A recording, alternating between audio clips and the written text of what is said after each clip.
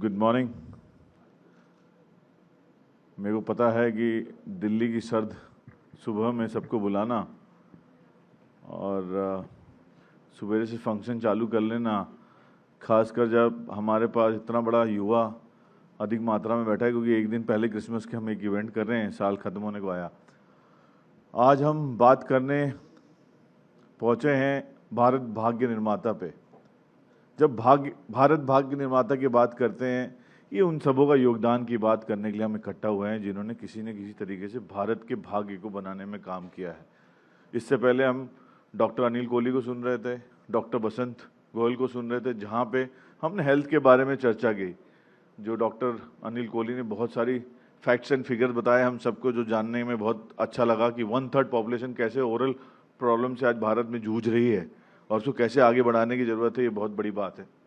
जहाँ हम भारत भाग्य निर्माता की बात करते हैं, वहाँ हेल्थ नहीं है, किसान है, उद्योग वर्ग है। यहाँ उद्योग वर्ग से आए हुए लोग, बॉम्बे से, बैंगलोर से लोग बैठे हैं हमारे साथ। वो कहीं ना कहीं बिजनेस को कैसे आगे बढ़ाना है उस पर भी बात करने के लिए पहुँचे हैं। इंफ्रास्ट्रक्चर पे बात होगी आने वाले समय में, आप देखेंगे।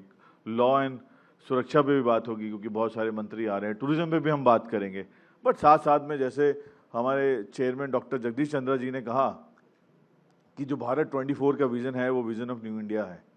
वो जो विज़न ऑफ न्यू इंडिया आदरणीय प्रधानमंत्री के से प्रेरणा से ओतप्रोत है, और कहीं ना कहीं जो उन्होंने स्थापना करी, जहाँ तक भारत वहाँ तक भारत 24 की जो लाइन डॉक्टर जगदीश चंद्रा ने हम सबको दी थी, इसका मतलब ये नहीं है कि हमारी खबरें सिर्फ मेट्रो तक लिमिट रहेंगी।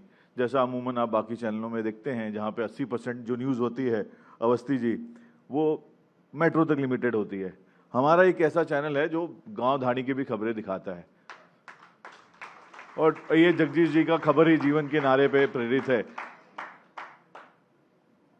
और जहां अब अभी हम कुंभ मंथन के बारे में बात करेंगे अवस्थी जी से, मैं ज़्यादा समय नहीं लूँगा, बट आपको एक ताकतवर ब्यूरोक्रेट के बारे में कहा डॉक्टर जगदीश चंद्रा ने, और आप समय निकाल के आए, उसके लिए साधुवाद। बट साथ साथ में जो आपकी स्ट्रैटेजी, जो आप कीन स्ट्रैटेजी के तहत जाने जाते हैं सर, जो कुंभ में जो काम हो रहा है अभी, सफाई पे, सुरक्षा पे, सुविधा पे, जहाँ सफाई की बात आती है, जिस तरीके का ध्यान इस बार कुंभ में रखा गया है, लगभग 1.5 लाख टॉयलेट्स बनाए गए हैं वहाँ पे, 10,000 सैनिटेशन वर्कर्स लगाए गए हैं।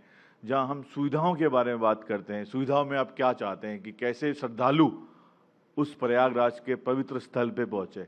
आप देखें 7,000 बसेस चलाई जा रही हैं, लगभग 1.5 से 2 करोड़ श्रद्धालु ट्रेन के द्वारा पहुँचेंगे, जहाँ पे खुद अश्विनी वैष्णव जी गए थे देखने के लिए कि किस तरीके का काम हो रहा है। 48 वहाँ पे स्टेशन प्लेटफॉर्म बनाए गए हैं प्रयागराज में। अगर मैं नंबर की बात करूँ, आई थिंक मैं 1-2 घंटा और ले लूँगा, जिस तरीके के काम आप लोगों ने कुंभ में किए हैं।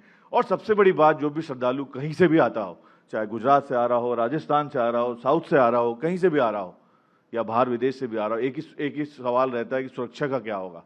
तो सुरक्षा के जिस तरीके के कड़े नियम आप लोगों ने बनाए हैं, 50,000 पुलिस पर्सनल लगाए हुए हैं, कड़ी सिक्योरिटी लगाई गई है, ड्रोन और एंटी ड्रोन सुविधाएं लगाई गई हैं, ये अपने आप में साधुवाद है। मैं आप लोगों का ज़्यादा समय ना लेते हुए अपने वाणी को विराम देता हूं, और हम सब सुनने के आतुर हैं अवनीश जी का, क्योंकि इतनी दूर से आज समय निकाल के हमारे पास आए हैं। तो आपका फिर से एक साधुवाद सर।